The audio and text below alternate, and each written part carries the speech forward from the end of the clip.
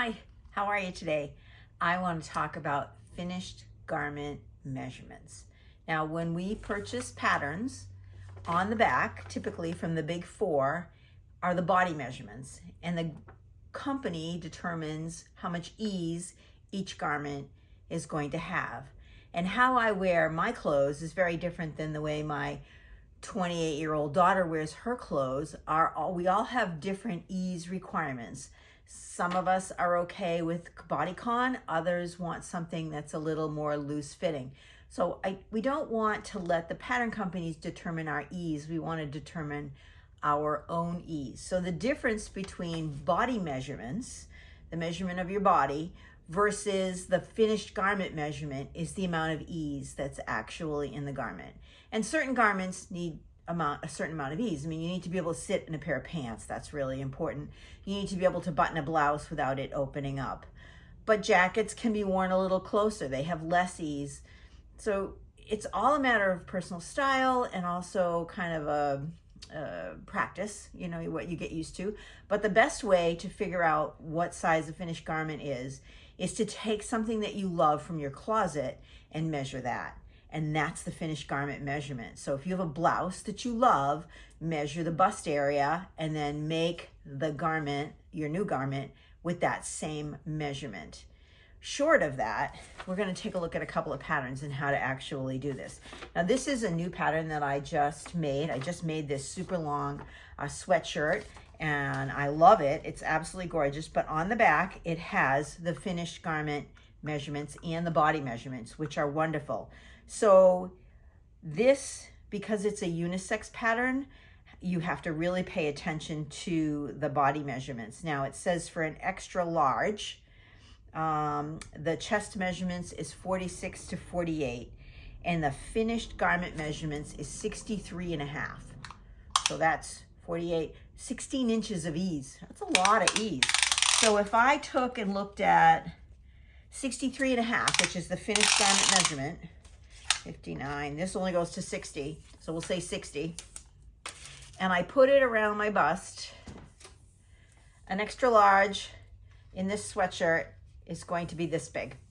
This is a really easy way to figure out what size you want. So if I went down to a large, the finished garment measurement on a large is 59.5. Okay, I know that's still going to be way too big. Even for a sweatshirt, that's too big, right?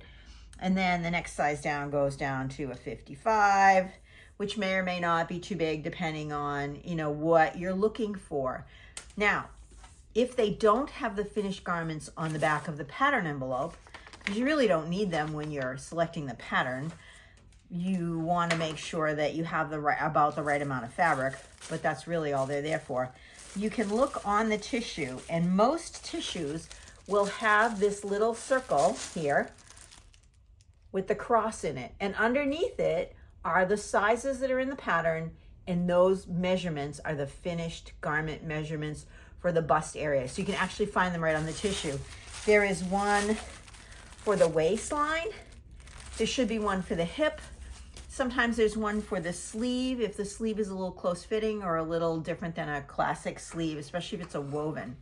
So that makes it easy. Once you open up the garment, you can take your measurements and determine your size from there. That's a really good place to start. It's a good jumping off point. You're going to have to make edits probably to the finished garment, but at least you're not making a garment that's 6 sizes too big or 2 sizes too small. You're really going to put all that effort and time into making a garment, and the money that you pay for the fabric, and you want it to at least fit, right? So that's important. Now, another one of my favorite patterns is Simplicity 8377. I've made this a bunch of times. This little swing jacket, I've made it short, I've made it long, I've made it all over the place. This has body measurements, and it has finished garment measurements on the back of the pattern, and the only finished garment measurement they give you is the length. So the finished garment length from this little knob on your neck to wherever it falls, the shorty, the crop, the shorty, and the long jacket. That doesn't do me any good. I mean, it's by size, so if my size is 40 inches long, I'm short. I'm going to have to shorten it anyway. I already know that. I don't need to know the finished garment measurement. What I do need to know is the circumference measurement. And on this one, There is none. There are no little circles. There are no little measurements. There's no indication on what the finished garment measurement is going to be on this tissue.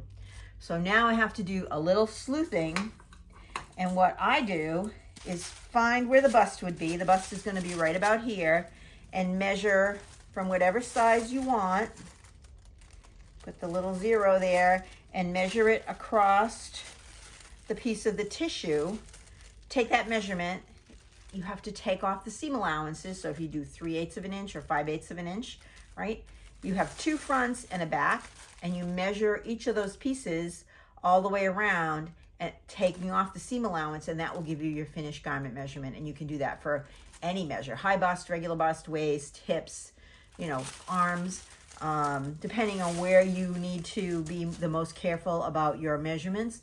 Then you can do it on the tissue. Just lay it out and actually measure the tissue. So that is super easy to do, and it will give you a better idea of what size to make than looking at the body measurements and letting someone else determine how you want to wear your garments, whether you want to wear them close fitting or whether you want them to be more comfy and casual, and how comfy you want them to be. So until next time, happy sewing. Bye.